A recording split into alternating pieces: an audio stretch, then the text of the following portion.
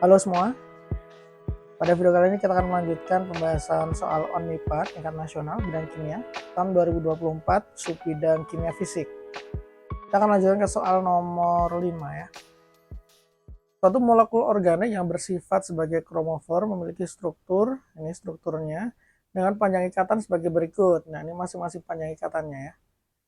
Jika elektron dianggap bergerak dalam sebuah kotak dimensi 1 dan mengalami eksitasi dari keadaan dasar menuju keadaan tereksitasi dengan beda energi satu tingkat di atasnya, tentukan, nah ini ada 2 poin, berapa joule energi elektron pada keadaan dasar sama panjang gelombang cahaya yang akan dihasilkan. Kalau eksitasi ya. Baik, pertama ini kasus partikel dalam kotak ya, satu dimensi. Nah berarti nanti kita akan pakai energi En, energi di tingkat N itu akan sama dengan N kuadrat kali H kuadrat per 8 mL. Di mana M ini adalah massa partikelnya, yaitu elektron, N tingkat energinya, H konstanta Planck, dan L ini adalah panjang kotak satu dimensinya. Nah, menentukan panjangnya gimana? Ini nanti kita pakai panjang ikatan yang ada di molekul ini. Nah, untuk menentukannya kita gambar dulu ya struktur molekul ini ya kayak gimana bentuknya. Kita gambar di sini aja. Ini ada CH3, C, terus CH3. Habis itu di sini ada CH ya. Ini berarti rangkap. CH, terus habis CH ada CH2, CH2. Ya bener ya. Ini rangkap CH, ini ada CH2, CH2, C, CH2-nya 2 kali, terus C, ada cabang CH3, terus habis itu rangkap CH, rangkap CH ini, kemudian habis CH ada COH, COH berarti COH gini ya. Kita cek lagi jumlahnya. C-nya adalah 1, 2, 3, 4, 5, 6, 7, 8, 9, 10. 1, 2, 3, 4, 5, 6, 7, 8, 9, 10. Oke, pas ya. Nah, menentukan panjangnya gimana? Menentukan panjang itu, ini kan kalau partikel dalam kotak itu kan elektron bebas bergerak di dalam kotak itu. Nah, elektron yang bisa bergerak itu adalah elektron di ikatan pi yang ada ikatan terkonjugasinya. Jadi, cuma sampai sini aja teman-teman. Nah, ini kan ikatan terkonjugasi nih. Terkonjugasi itu rangkap tunggal rangkap. Selang-seling ya. Rangkapnya di sini enggak, karena di sini terpisah oleh dua ikatan tunggal. Jadi dia enggak ikut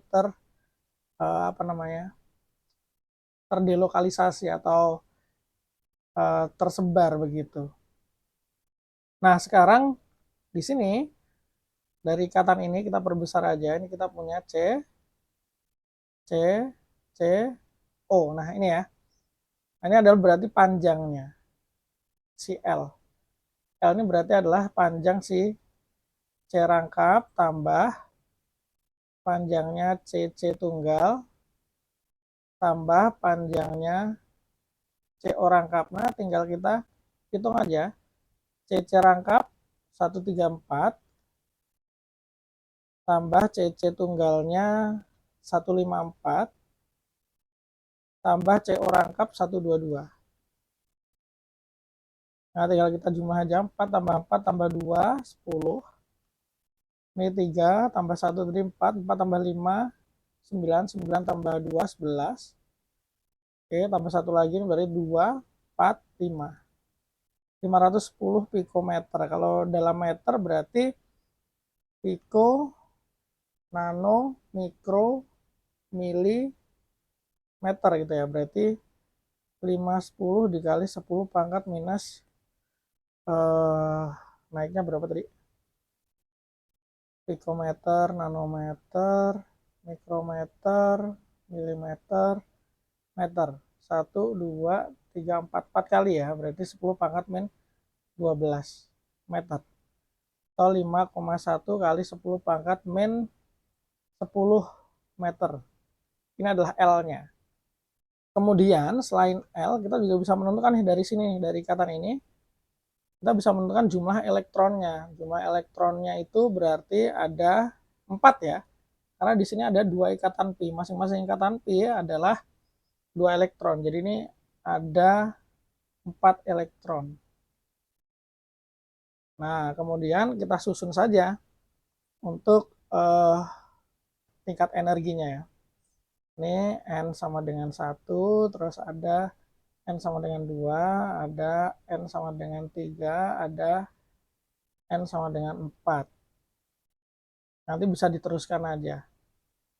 Kemudian 4 elektron isinya 1, 2, 3, 4. Ini adalah keadaan dasar. Keadaan dasar. Kalau keadaan tereksitasi, satu tingkat di atasnya, berarti ini adalah kayak gini. Kalau keadaan tereksitasi ya,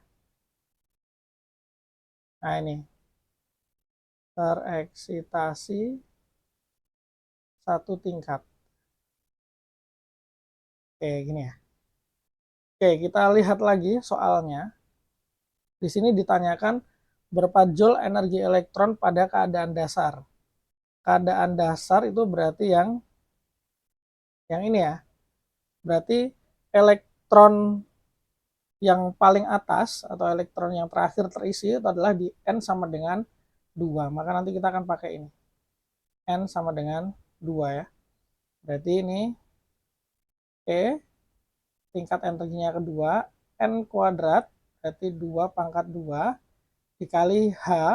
H itu konstanta Planck, 6,626 kali 10 pangkat minus 34 kuadrat per 8 kali massa elektron. Massa elektron itu kalau nggak salah 9,11 kali 10 pangkat minus 31 kg dikali L-nya. L-nya adalah meter, 5,1 kali 10 pangkat min 10. Ini kita pakai.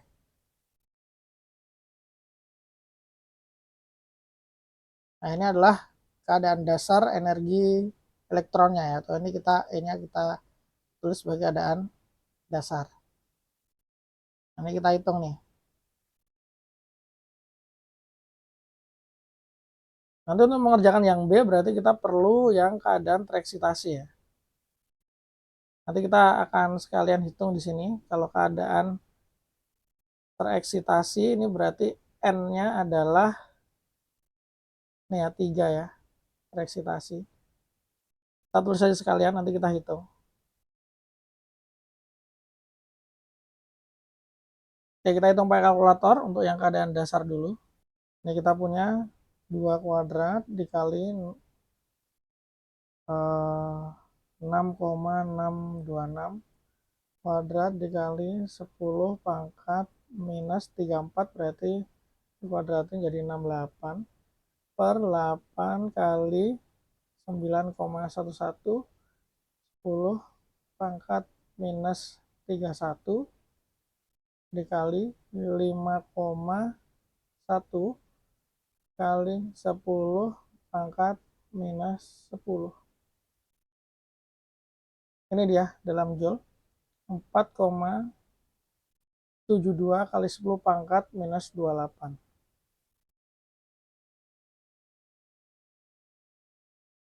Satuannya joule. Ini adalah keadaan dasar ya.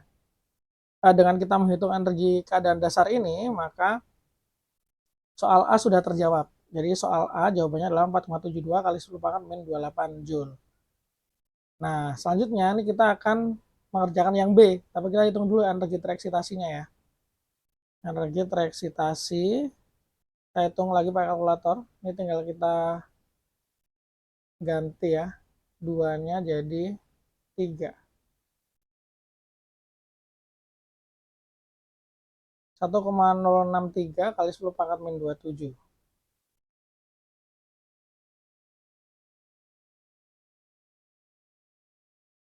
Nah, ini yang keadaan tereksitasinya. Oke, untuk menghitung yang B, itu panjang gelombang cahaya yang akan dihasilkan, berarti kita pakai transisi energi ya. Gimana tuh transisi energi? Jadi kayak gini nanti. Energi tereksitasi dikurangi energi pada keadaan dasar. Ini akan sama dengan eh, energi foton yang dipancarkan. Nah, kayak gitu.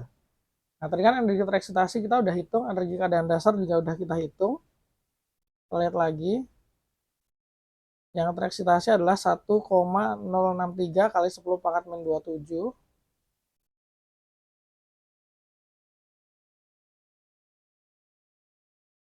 Terus yang keadaan dasar itu adalah yang ini ya, 4,72 kali 10 pangkat min 28.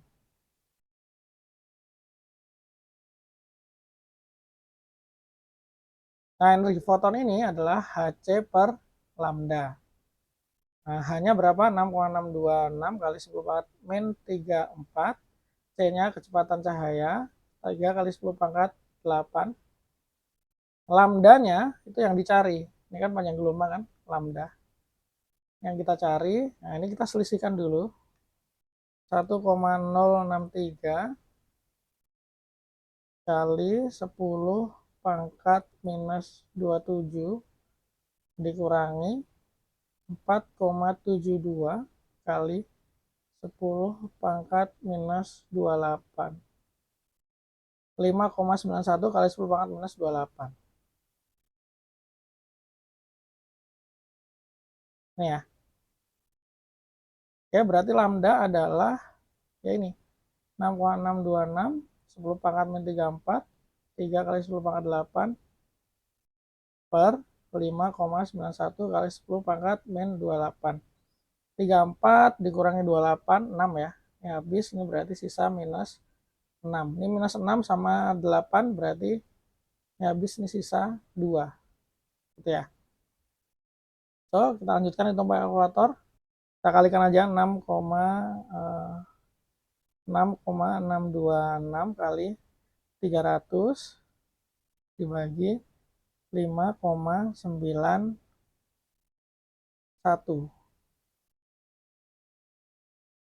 Berapa ini jawabannya nih?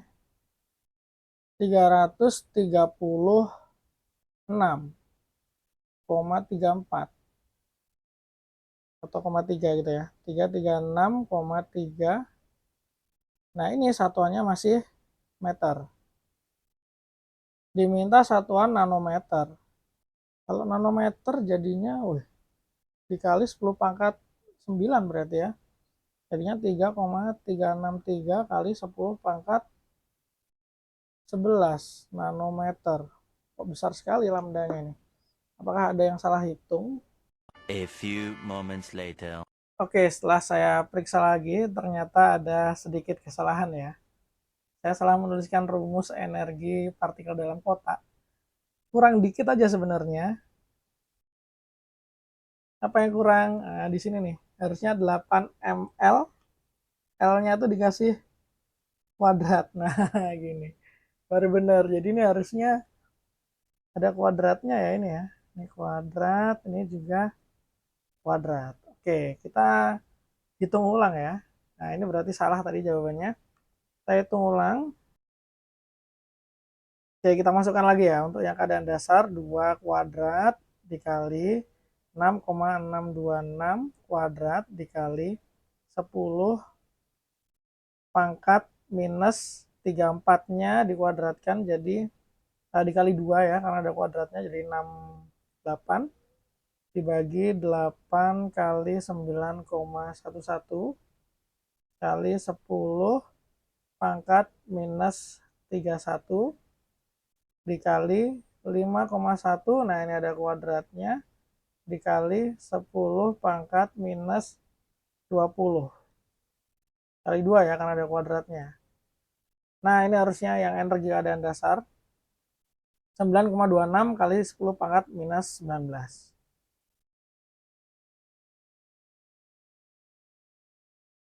Oh, sorry ya, tadi yang keadaan dasar salah pangkatnya, ini harusnya minus 19. Kita ganti dulu aja. Ya, ini. Nah, sekarang baru kita hitung yang keadaan tereksitasinya. Ini angka 2-nya ini tinggal kita ganti 3 aja. Ini kita akan ketemu 2,08 kali 10 pangkat min 18 atau 20,84 kali 10 pangkat min 19.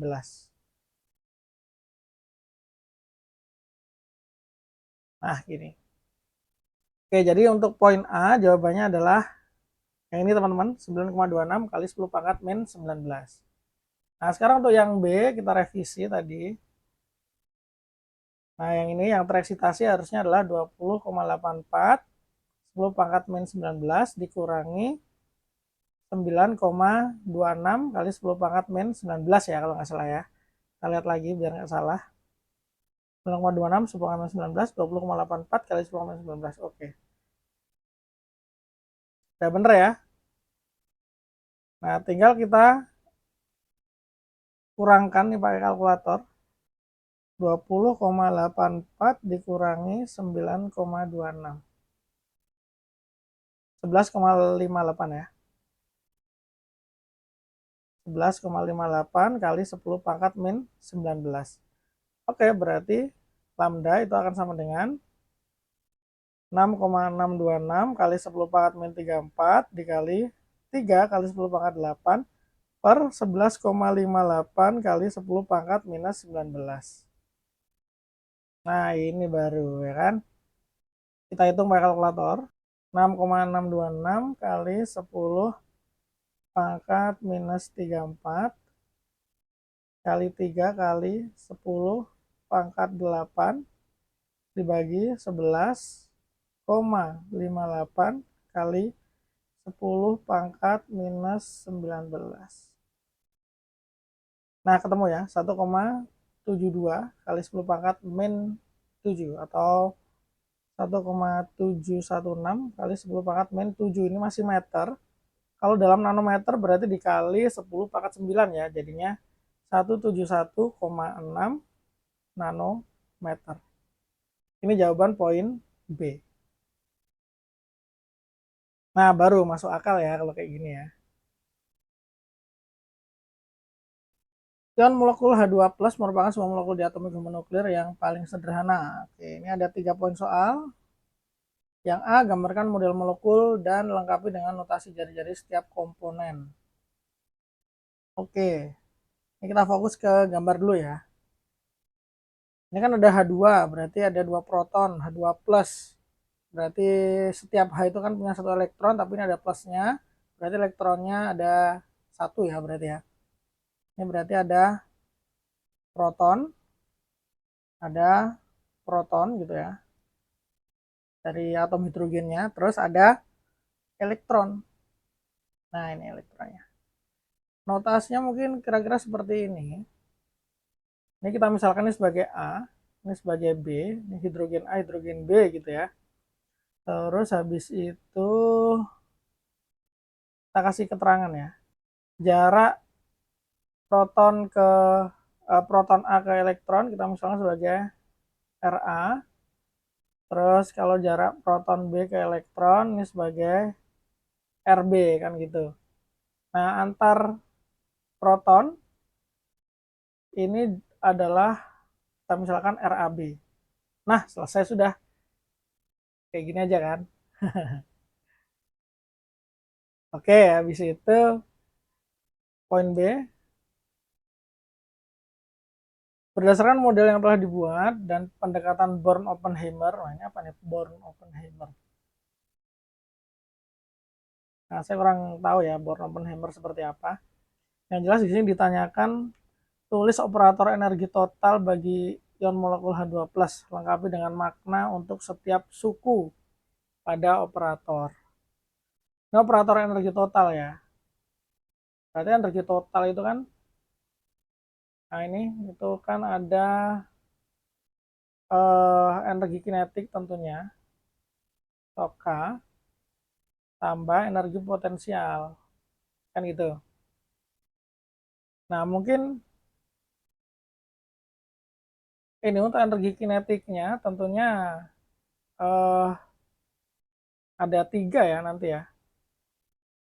Energi kinetiknya proton A tambah energi kinetiknya proton B tambah energi kinetiknya elektron. Nah, gitu.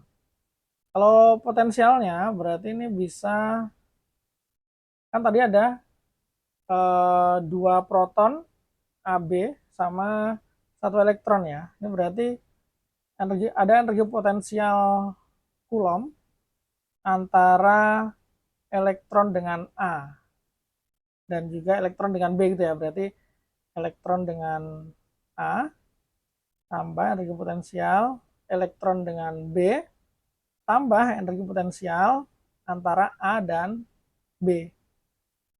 Nah, kayak gitu kan berarti kan harusnya ya ini ya.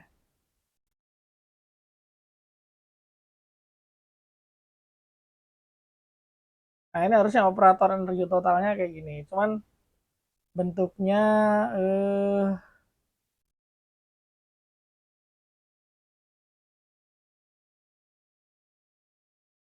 bisa diganti bentuk momentum juga bisa. Jadi ini PA strip A2MA gitu tambah PB 2MB. Nah, ini momentum elektron per 2 massa elektron. Nah, kalau VEA ini berarti nanti karena dia tarik menarik ya, minus berarti dia. Minus